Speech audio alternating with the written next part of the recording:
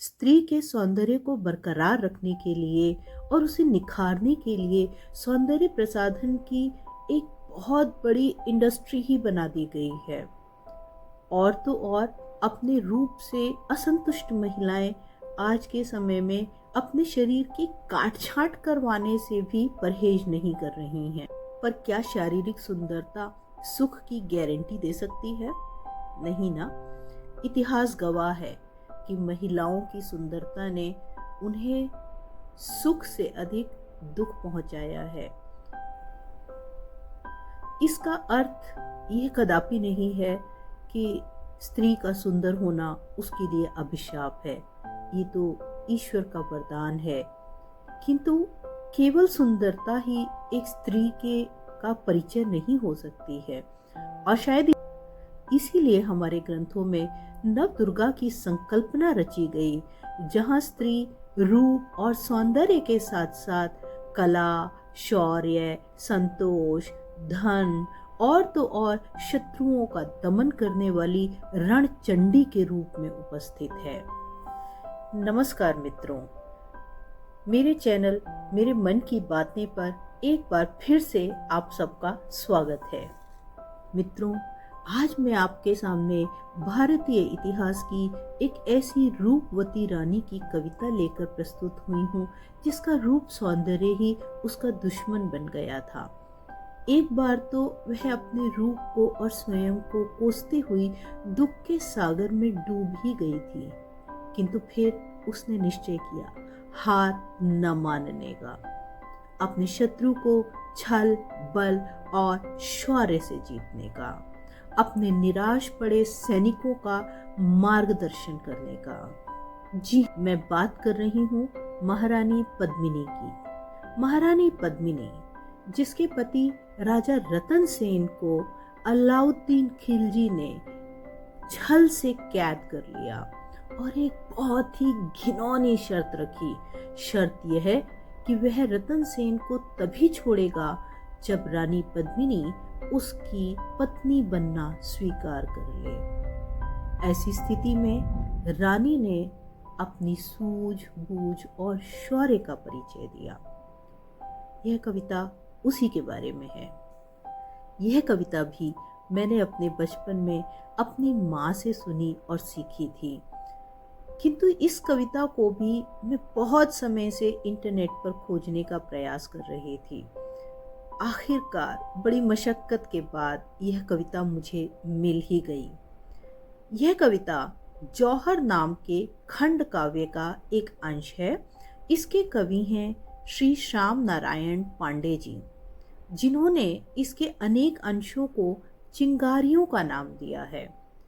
तो जो अंश मैं आपके सामने प्रस्तुत करने जा रही हूँ, इस अंश का नाम है उद्बोधन और यह इस खंड काव्य की 7वीं चिंगारी से उद्धृत है।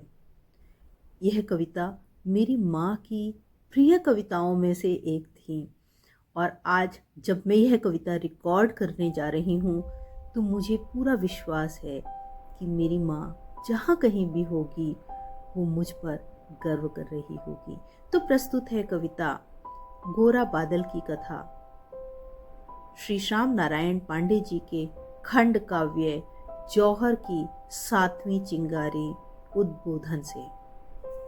निष्दिन घुलती थी रानी, दुख चिंता से आकुल थी, वह मन की मौन व्यथा से अतिशय अधीर व्याकुल थी। हा विधना, हा क्यों मैंने इतनी सुंदरता पाई, हा मेरे लिए बनी है सुंदरता ही दुखदाई। कितनी अभागिनी हूँ मैं कुल की एक बला हूँ, पति मुझसे मुक्त न होगा, क्या सचमुच मैं अबला हूँ। हे पृथ्वी तुम फट जाओ, सीता सी मैं छिप जाऊं, हे अंबर टूट गिरो तुम, मैं दबकर ही मिट जाऊं। क्यों चांद गगन पर हंसते, क्यों हंसी बहन की होती, क्यों शिशु तारे मुस्काते, माँ विकल तुम्हारी होती। जब मेरा पति बंदी है तब मेरे जीने से क्या, तब हित क्या मधु पीने से, अनहित विष पीने से क्या। यह सोच विलपती रानी मुख पर दुख दरस रहे थे, आंखों से सावन के घन आंचल पर बरस रहे थे। इतने में कहा किसी ने कानों में छिप रानी के, धिक रोती है सीने पर गौरव में रजधानी के। तू सिंह सुता शत्राणी, तुझ में काली का बल है, तू प्रलयानल की ज्वाला तो क्यों बनती निर्बल है। तू लाल लाल चिंगारी आंखों में भरकर खोले, स्वाधीन सिंहनी सी तू स्वच्छंद गरज कर बोले। फिर देख एक क्षण में ही पति मुक्त हुआ जाता है, रावल विहीन यह गढ़ भी सुख युक्त हुआ जाता है। यह सुनकर चौंकी रानी ध्वनि मौन हुई कह भुन से, नस नस में बिजली दौड़ी हो गए नयन कुनरुन से। उत्साह मिला साहस को, बल मिला हृदय भावों को, छिप गई लाज कोने में मिल गई प्रगति पावों को। चल पड़ी जिधर करते थे रण के विचार दरबारी, दरबार चतुर्दिक पहरा देते सैनिक असिधारी। लज्जा से घूंघट काढ़े वह रंग मंच पर आई, मानो अश्विन के घन में बिजली ने ली अंगड़ाई। रानी को देख अचानक उठ झुके सभी दरबारी, उठ उठ की वीर सलामी जय जय बोले अधिकारी। उच्छ्वास सर्पिणी सीले लेकर कर में खंजर खर, बोली वाणी वाणी में दावानल की ज्वाला भर। रण के विचार विनिमय में वीरों इतनी देरी क्यों, अरि को दहलाने वाली बजती न समर भेरी क्यों। ललकार रहा वैरी दल तुम रण विचार में डूबे, तलवार शीश पर लटकी तुम बांध रहे मंसूबे। रावल के वंशधरों तुम, राणा के वंशधरों तुम, मत कायर होकर बैठो, शोणित से भूमि भरो तुम। अपमान बहन का कैसे तुम जान मौन हो वीरों, केसरिया बाना पहनो तुम कहो कौन हो वीरों।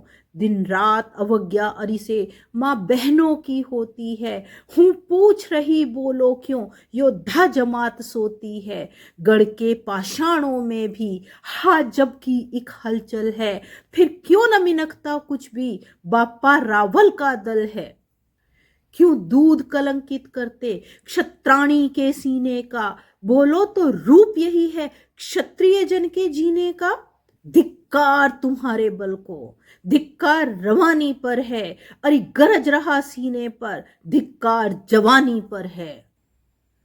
यदि चाह दिनेश प्रभा की जुगनू के मन में आई, यदि आंख सिंघनी पर है जम्बुक ने आज गड़ाई, तो क्या अधिकार करो पर अब तुम भी छल चतुराई। सीधे से अरि से बोलो अंतर में भर कुटिलाई, कह दो कि 700 सखियां उसके संग संग रहती हैं, उसकी तन पीड़ा को ले अपने तन पर सहती हैं।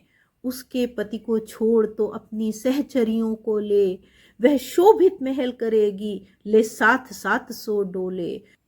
स्वीकार करे यदि अरि तो संगर की करो तैयारी, बापा के वीरों से हो सज्जित प्रत्येक सवारी। डोलों में योद्धा बैठें, योद्धा ही करें कहारी, योद्धा ही परिचायक हों रणधीर वीर असिधारी।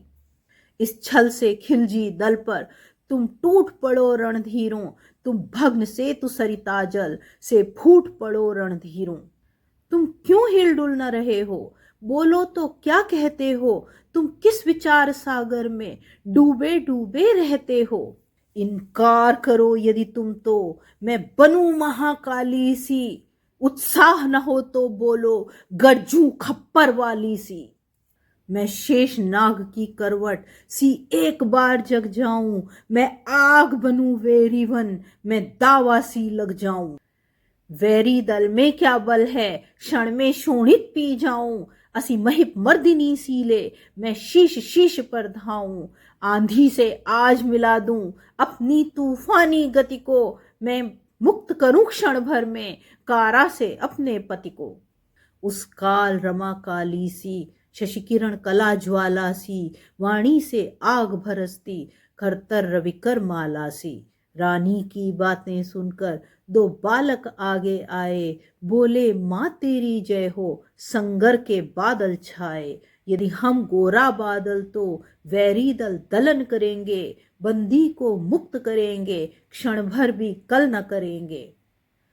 हम क्रुद्ध जिधर जाएंगे, हम विजय उधर लाएंगे, हम तुझसे सच कहते माँ, हम युद्ध विजय लाएंगे। माँ उसी ओर हम होंगे, तेरा जिस ओर इशारा, खिलजी दल पर लहरेगा, माँ पी पी रक्त दुधारा। सुनकर ललकार सती की, सुन सुनकर गोरा तर्जन, चौंके सैनिक दरबारी, सुन सुनकर बादल गर्जन। उठ उठ सामंतों ने की रानी की वीर सलामी, बोले हम तेरे पथ पर, हम तेरे ही अनुगामी। इंगित की ही देरी थी, कह दे ब्रह्मांड हिला दें, उद्बोधन की थी देरी, भू से आकाश मिला दें। मारुत ने सुरभि मनोहर रानी के तन से पाई, गागा कर विहगों ने दी रानी को अमर बधाई।